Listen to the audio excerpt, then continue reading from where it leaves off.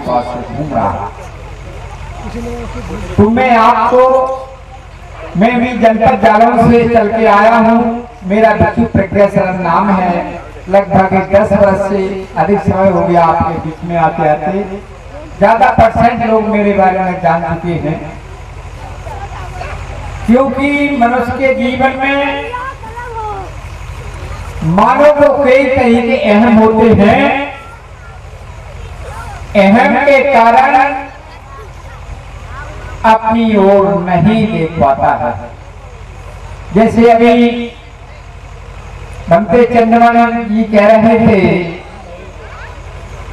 कि लेकिन अहम है, क्योंकि उन्हें भी अहम है के रोकने चाहिए।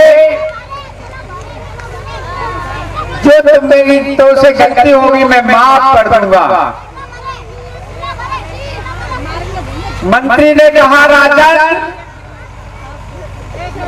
आपके दरबार से कई गुणों संख्या में बनते नागसेन जी का दरबार भरा जाता है।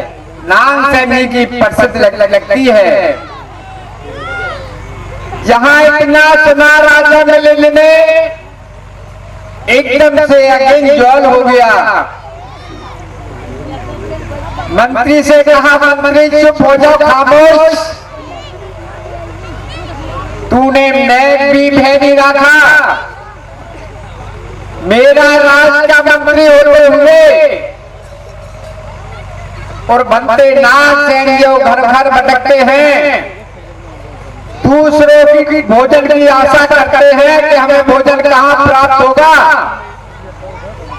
उन भिक्षुओं को दर दर पे भटकते उनकी तुम राजन से ज्यादा तुलना कर रहे हो।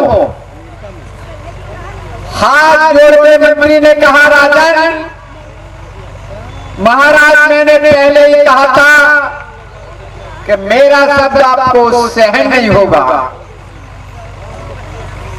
चलिए मंत्री, मेरे मन में शांति तभी होगी जहां मंत्री नागसेन जी की जो प्रसिद्ध लगी हुई है उसके दर्शन करवा दोगे।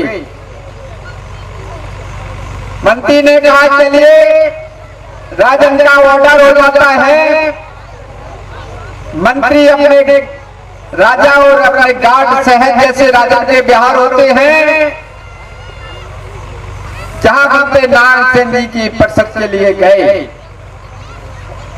प्रसिद्धि के बाहर जो आज हमारे इस समय मंत्री नाग ये प्रसिद्ध नागसेन जी ये दरबार आज का हमारे महेंद्र जी का माना जाएगा। ये उनके माता पिता की देन है। जब राजा मिलिंद उस प्रसिद्ध में घुसते हैं, प्रवेश होते हैं, लंबी कतार भिक्षुओं की उपासकों की देखे राजा मिलिंद घबरा गया।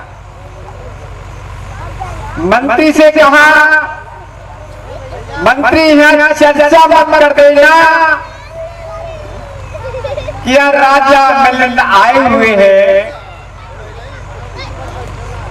हम बनते नागसेन जी को यहां पर पोजीशन का सवाल है। हम बनते नागसेन जी को बिना बताए हुए ऑटोमेटिक पहचान लेंगे। अगर बनते नागसेन जी ने पंचांग प्रणाम किया, एक और बैठ गए। पुण्य उनकी शुभकामना की।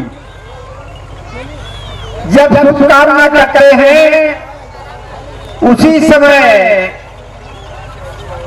राजा मिलिंद ने प्रश्न कर दिया, पूछना शुरू कर दिया। क्या पूछा? बनते जी आप किस नाम से जाने जाते हैं? बनते जी ने कहा, मैं भिक्षु नागसेन के नाम से जाने जाते हैं। इसी पे राजा मिलिंद ने प्रश्न कर दिया, आपका हाथ नागसेन है? बोलो हाथ तो नहीं, अच्छा हाथ की अंगुलियां नागसेन है। सारे शरीर का विवरण किया। नागसेन नागसेन कहते हैं।